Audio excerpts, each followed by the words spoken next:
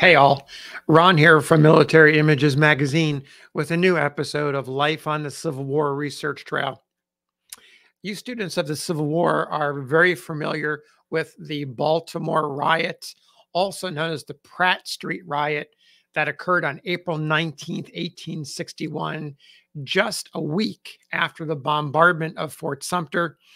The 6th Massachusetts Infantry on its way from Boston to Washington, D.C., where a very nervous Abraham Lincoln worried about the Confederate threats in Virginia just over the border of Washington, D.C. The Massachusetts men and other regiments hurrying from the northern states to protect the capital. The 6th Massachusetts, making its way through Baltimore, was attacked by pro-secession mobs, riots breaking out, stones, bricks, other items being thrown, shots being fired, the Massachusetts men responding, a number of soldiers injured and killed, a number of Confederate pro-secession mob folks also killed. The news made national headlines on both sides, North and South. Meanwhile, in Missouri, a similar situation was unfolding, and that's the subject of this video. And the officer pictured here, his name is Rufus Saxton, and you'll learn about him in just a few minutes. But let me set up what was going on in Missouri, which was in the Union. There's still a lot of pro-secession action going on in February, March, April of 1861.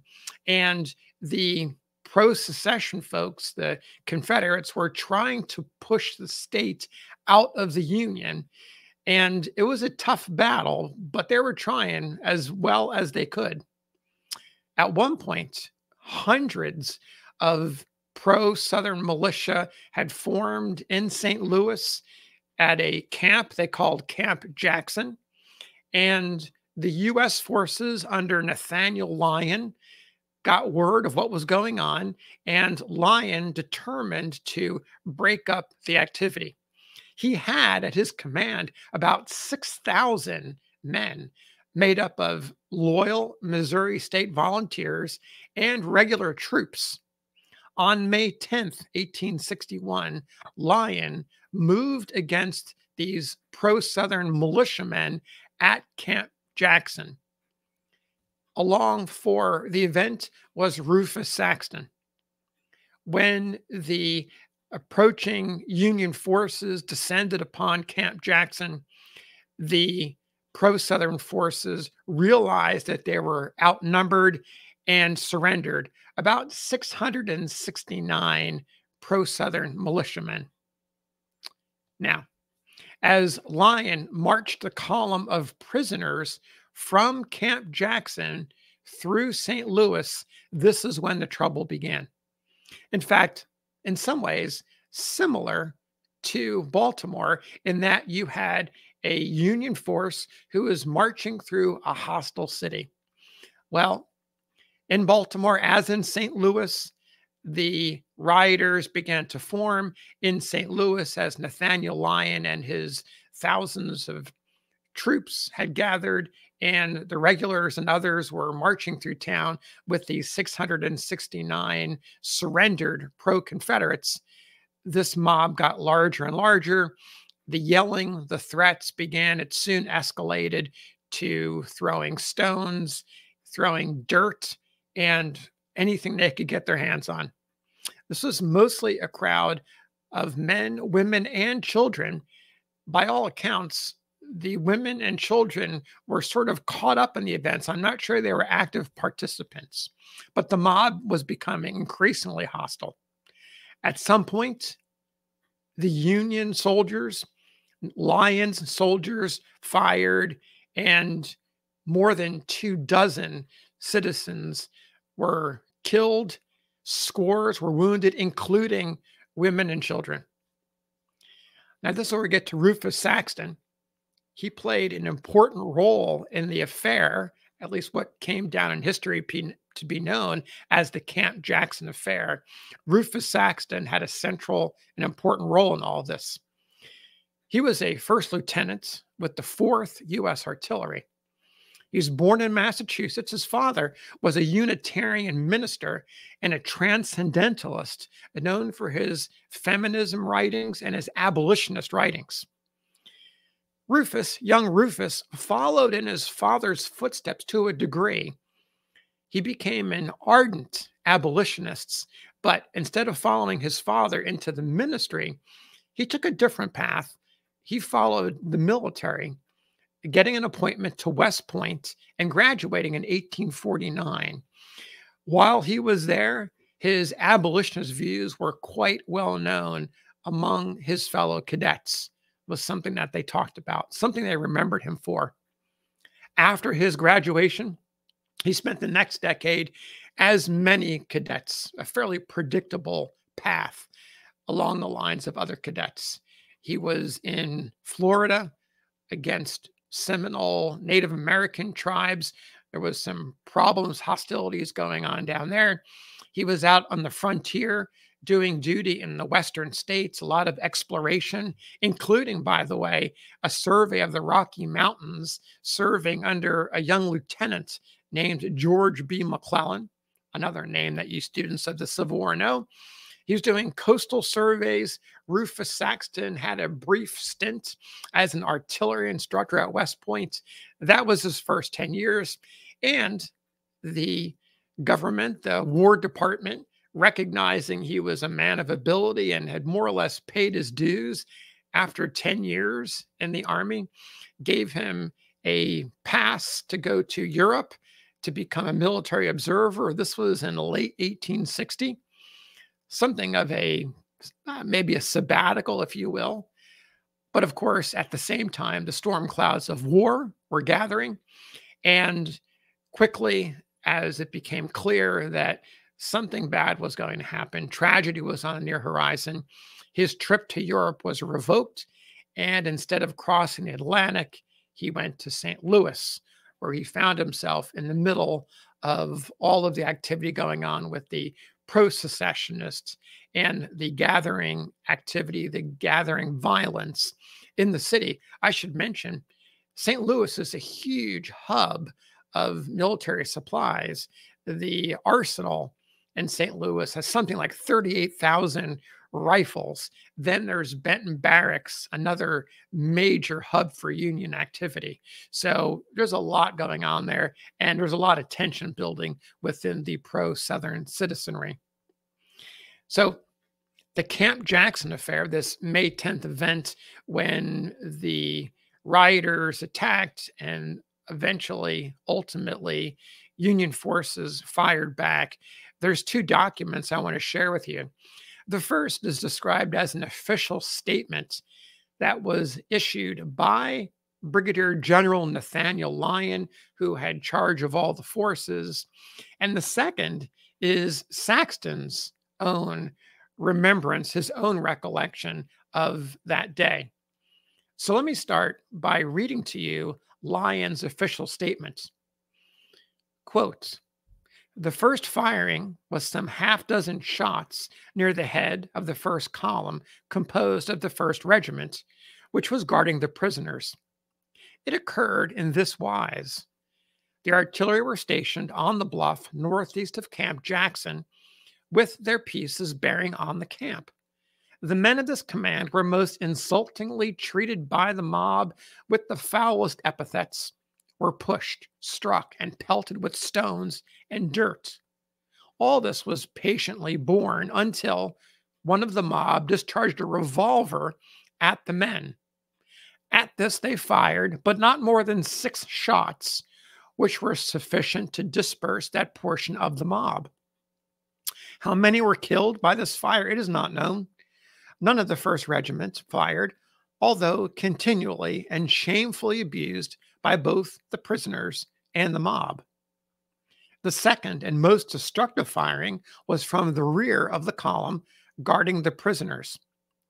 The mob at this point intervening between Camp Jackson and the rear of the column, and in fact on all sides, were very abusive and one of them, on being expostulated with, because very belligerent, drew his revolver and fired at Lieutenant Saxton, our man here, of the regular army 3 times, during which a crowd around him cheered him on, many of them drawing their revolvers and firing at the United States troops.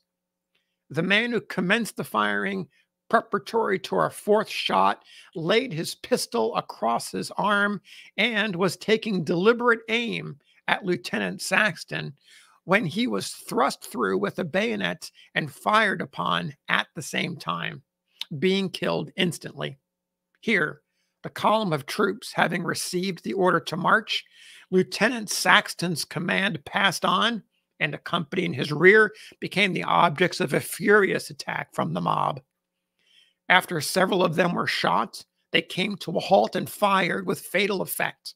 The mob, in retreating from both sides of the line, returned the fire, and the troops replied again. The command was then given by General Lyon to cease firing, and the order was promptly obeyed as rapidly as could be passed along the line. The sad results are much to be lamented. The killing of innocent men, women, and children is deplorable. There was no intention to fire upon peaceable citizens.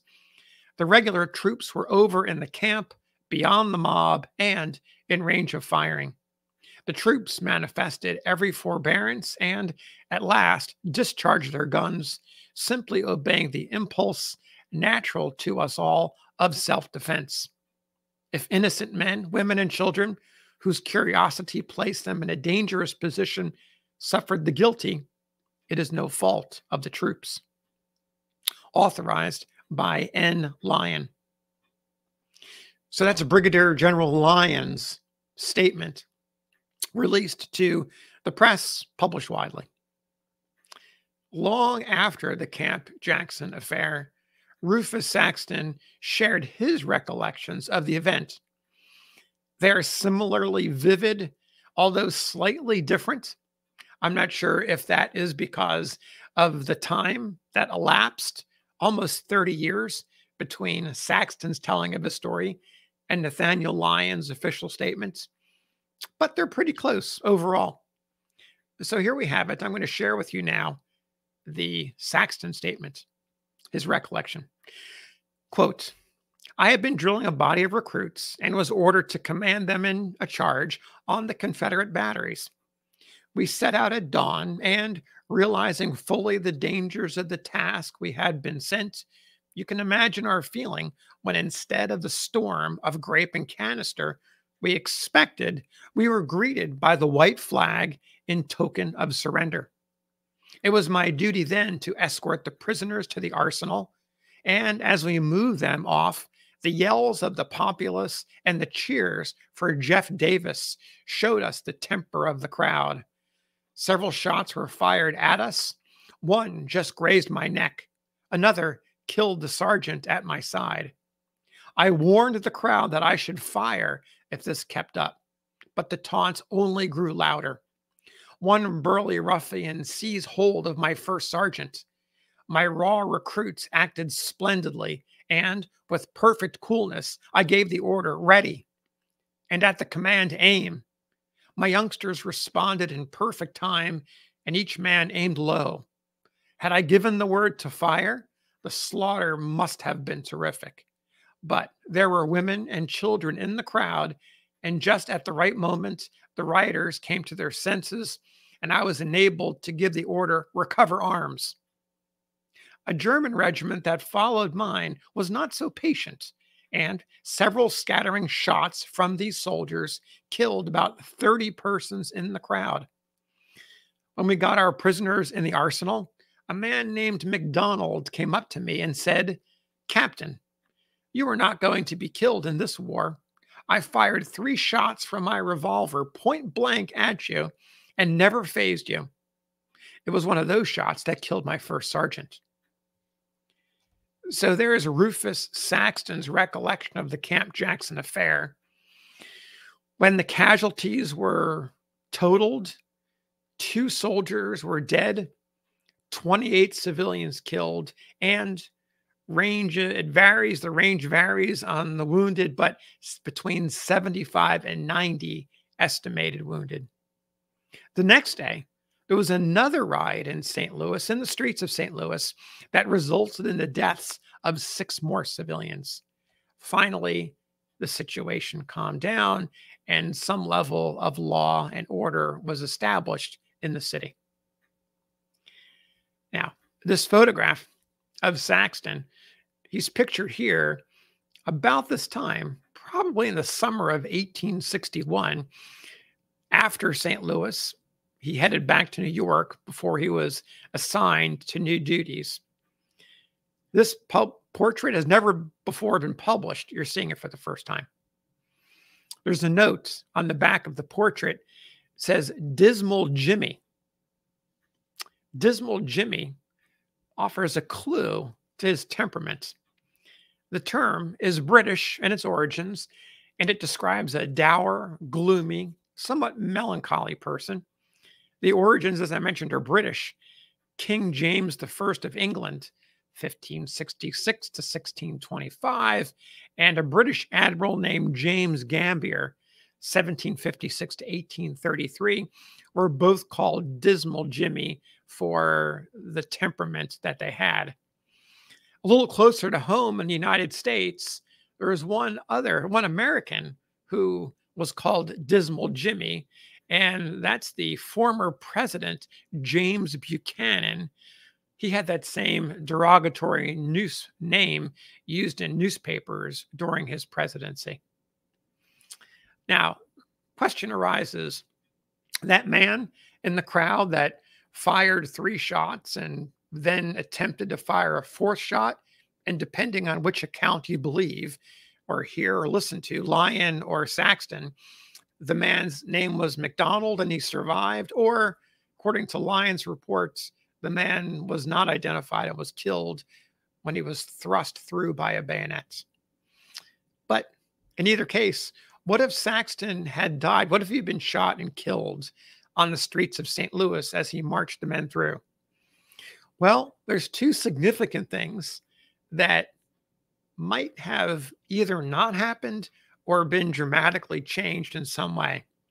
One of them is Harper's Ferry, where on May 30th of 1862, Rufus Saxton was in command of the garrison when Stonewall Jackson and his army deployed in front of the Union Army, in front of the Union Army's defenses, more or less taunting Saxton to send his men out.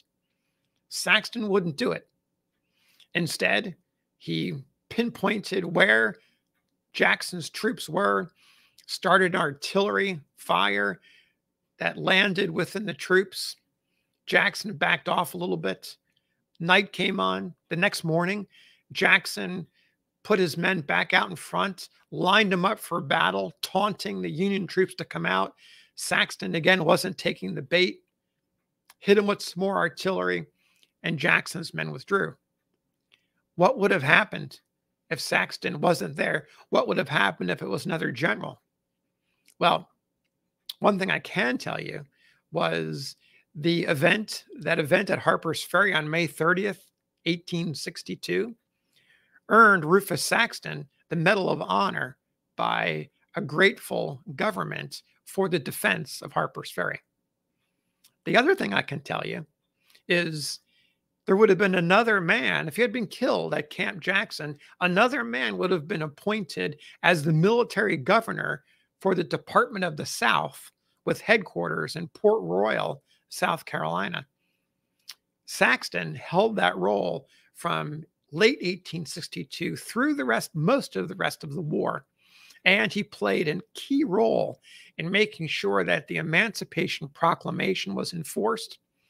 He recruited Black men for Union regiments. He visited Black churches in South Carolina, striking up conversations and friendships among the freedmen.